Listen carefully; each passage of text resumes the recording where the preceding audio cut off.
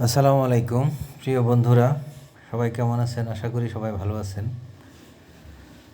তো আমি মাঝে মাঝে আপনাদের মাঝে কিছু ভিডিও পোস্ট করছি, আর উদ্দেশ্য হচ্ছে আসলে কোথায় আছি, কেমন আছি, কিভাবে আছি। হয়তো অনেকেই নাম্বারে যোগাযোগ করতে পারছেন না, বা আমিও পারছি না। সবাই যাতে জানতে পারে আমি কেমন আছি, কোথায় আছি, যেহেতু অনেকেই জানে যে আমি অসুস্থ, ইন্ডিয়াতে আসছি চিকিৎসার জন্য। তো এই জন্য আপনাদের উদ্দেশ্যে কিছু কিছু ভিডিও পাবলিশ করি। তো ভিডিওগুলো ভালো লাগলে শেয়ার করে দিবেন, কমেন্ট করবেন, কে কোথায় কেমন আছেন জানাবেন। তো আজকে আমরা গিয়েছিলাম ব্যাঙ্গালোর শহর ভ্রমণে। তো ব্যাঙ্গালোর শহর নারায়ণা হাসপাতাল থেকে 26 কিলোমিটার দূরে। তো আমরা একটা লোকাল বাসে উঠলাম। আসলে দেখার চেষ্টা করলাম যে ইন্ডিয়ার লোকাল বাসগুলো কেমন। তো আমরা লোকাল বাসে উঠলাম এবং বাসগুলো খুবই সুন্দর, যদিও লোকাল বাস। এই বাসগুলো আপনার বাংলাদেশের বাসের মতো যত্রতত্রভাবে যেখানে সেখানে এলোপাথারিভাবে চলে না। এরা একটা নির্দিষ্ট নিয়ম কানুনের মধ্যে চলে। এই লোকাল বাসগুলোরও আছে নির্দিষ্ট বাস স্টপ পয়েন্ট। এরা পয়েন্ট ছাড়া কোথাও দাঁড়ায় না, হয়তো দাঁড়ানোর নিয়ম নাই এদেশে। বাস দাঁড়ানোর জন্য তাদেরকে আলাদা করে জায়গা করে দেওয়া আছে রাস্তার সাইডে, এবং সেখানে একটা ছাউনিও করে দেওয়া আছে যেখানে বাসের যাত্রীরা আসবে, বসবে। এবং এই বাসগুলো যে সেখানে দাঁড়ানোর পরে যে যেখানে যাবে, যার যে বাস প্রয়োজন সেখান থেকে তার গন্তব্যের উদ্দেশ্যে যাবে। যার কারণে রাস্তায় এলোমেলোভাবে কেউ চলে না, কিংবা চলার সুযোগও নাই। তো এখানে আপনার যেটা আমি দেখলাম যে রাস্তায় কোনো ট্রাফিক পুলিশ নেই। তো ট্রাফিক সিগন্যাল বাতি ফলো করে চলতে হয়, এবং শুধু এই বাতি ফলো করেই খুব সুন্দরভাবে গাড়িগুলো রাস্তায় চলে। প্রচুর গাড়ি চলে রাস্তায়, অথচ রাস্তায় কোনো যানজট নেই। এই সিগন্যালে সর্বোচ্চ 1 মিনিট দাঁড়িয়ে থাকতে হয় যদি লাল বাতি জ্বলে। 1 মিনিট কাউন্ট ডাউন হওয়ার পরেই আবার সবুজ বাতি জ্বলে ওঠে এবং গাড়ি চলা শুরু হয়। 1 মিনিটের উপরে কোনো সিগন্যালে দাঁড়াতে হয় না, যার কারণে এরা এই বাতি ফলো করে চলে। যদিও আমরা লোকাল বাসে উঠলাম, কিন্তু এই বাসেও আমরা একটা নির্দিষ্ট পরিমাণ ভাড়া দিলাম। লোকাল বাসে নারায়ণা হাসপাতাল থেকে ব্যাঙ্গালোর, স্টেশনটার নাম হচ্ছে ম্যাজিস্ট্রেট কোর্ট বাস স্ট্যান্ড, সেখান পর্যন্ত যাইতে 25 টাকা ভাড়া লাগে। তো 25 টাকার উপরে ভাড়া কেউ নেবে না, যে যত অপরিচিতই হোক। এরা নির্দিষ্ট ভাড়ার বেশি ভাড়া আদায় করে না, এবং এই ভাড়াগুলোও তারা আদায় করে একটা ডিজিটাল মিটারের মাধ্যমে। যে মিটারে তারা ক্লিক করে আপনাকে একটা টিকিট ধরিয়ে দেবে, যে টিকিটের ভিতরে ভাড়ার পরিমাণ এবং কোথা থেকে আপনি টিকিটটা কিনেছেন এবং কোথায় যেয়ে নামবেন সেটা উল্লেখ করা থাকে।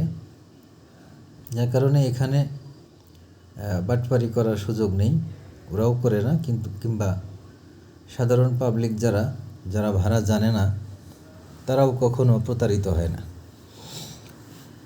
তো এখানে আমি দেখলাম যে এখানে মেট্রো রেল হচ্ছে এই ব্যাঙ্গালোর থেকে নারায়ণা হাসপাতাল পর্যন্ত, যেটা চন্দ্রাপুর মোড় বলে। যারা ইন্ডিয়াতে আসবেন তারা এই ব্যাঙ্গালোর ম্যাজিস্ট্রেট বাস স্ট্যান্ড থেকে চন্দ্রাপুরের বাসে উঠলেই আপনারা নারায়ণ হাসপাতালে চলে আসতে পারবেন। তো এখানে চন্দ্রাপুর বাস টার্মিনাল থেকে ম্যাজিস্ট্রেট বাস টার্মিনাল পর্যন্ত 26 কিলোমিটার রাস্তা। এই পুরা রাস্তায় মেট্রো রেল হচ্ছে, এবং মেট্রো রেলের কাজ মোটামুটি 90% কমপ্লিট হয়ে গেছে, এবং প্রায় 1-1.5 কিলোমিটার পর পর একটা করে মেট্রো রেল স্টেশন স্থাপন করছে, যেটা অনেক ব্যয়বহুল। এবং এখানে দেখলাম আমি প্রায় পুরা রাস্তাই ওভারব্রিজ করা, মানে আপনার ফ্লাইওভার করা, ফ্লাইওভার, আন্ডারপাস, আপার পাস সহ ব্যাপক একটা উন্নয়ন রাস্তাঘাটে বেরোলে দেখা যায়। এখানে আমি 26 কিলোমিটার রাস্তা চলতে যেয়েও দেখলাম যে কোথাও আমি কোনো ফসলের মাঠ দেখতে পেলাম না, কোথাও গ্রামীণ জনপদ দেখতে পেলাম না। মনে হচ্ছে যে আমার এই পুরাটাই শহর। পুরা রাস্তার পাশ দিয়েই দোকানপাট, ব্যবসা বাণিজ্য প্রতিষ্ঠান, কলকারখানা স্থাপন করা। তো বেঙ্গালুরু এলাকাটা অনেক উন্নত এলাকা। তো এটা বলাই চলে যে ইন্ডিয়া অনেক উন্নত একটা রাষ্ট্র, অনেক উন্নত একটা দেশ। তো কলকাতার বেলায় আবার তা না। কলকাতায় আমাদের ঢাকার মতো কিছু ঘনবসতি আছে, কিছু যানজট আছে। তো কলকাতায় প্রচুর বাঙালিও বসবাস করে। কলকাতার ভাষা বাংলা, ওরা সবাই মোটামুটি বাংলাতেই কথা বলে। কিন্তু এখানে এটা হলো কর্ণাটকা, তামিলনাড়ু, এখানে বাংলা কেউ বলতে পারে না, তবে 2-4 জনে বাংলা একটু আধটু বুঝতে পারে। সেটা হচ্ছে এই নারায়ণা হাসপাতালের কারণে প্রচুর বাঙালি এবং কলকাতার অনেক মানুষ এখানে আসে চিকিৎসা নিতে। তারা বাংলা বলতে বলতে এদেরকে অনেকটা বাংলা বলতে শিখাতে না পারলেও বুঝতে শিখাইতে পারছে। তবে সেটা সবাই না, হয়তো শতকরা 2% মানুষ বাংলা একটু আধটু বুঝতে পারে। আর ওদের যে তামিলনাড়ুর যে ভাষাটা, এটা আমরা বুঝতে পারি না, এর কিছুই বোঝা যায় না। তো ওরা ইশারা ইঙ্গিতে এবং দু একটা ইংলিশ, দু একটা হিন্দিতে বললে ওরা বুঝে। তো আমরা সেভাবেই ওদের সাথে কথা বলার চেষ্টা করি এবং ইশারা ইঙ্গিত কিংবা ইংরেজি কিংবা দু একটা হিন্দি বলে ওদের সাথে কাজ করতে হয় বা করতেছি। এই যে দেখতে পাচ্ছেন মেট্রো রেলওয়ে স্টেশন। তো এই স্টেশনগুলো এই 1-1.5 কিলোমিটার 2 কিলোমিটার পরই স্থাপন করা হয়েছে এবং সেটা খুব আধুনিক স্টাইলের স্টেশন, যেটা এর আগে আমরা হাওড়া থেকে কলকাতার একটা মেট্রো রেলওয়ে জার্নিতে অংশ নিয়েছিলাম। কলকাতা থেকে হাওড়া পর্যন্ত এই হাওড়া ব্রিজ আপনাদেরকে দেখাইছি।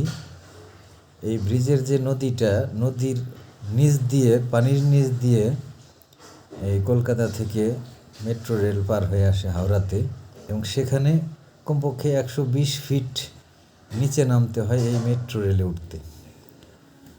তো সেখানে কি পরিমাণ টাকা খরচ করে সেই মেট্রো রেল স্টেশন স্থাপন করছে, যেটা দেখলে আসলে মাথায় নষ্ট হয়ে যায় যে এত কোটি কোটি টাকা খরচ করে, হাজার হাজার কোটি টাকা খরচ করে স্টেশনগুলো জনস্বার্থে, জনগণের চলাচলের স্বার্থে স্থাপন করা হয়েছে।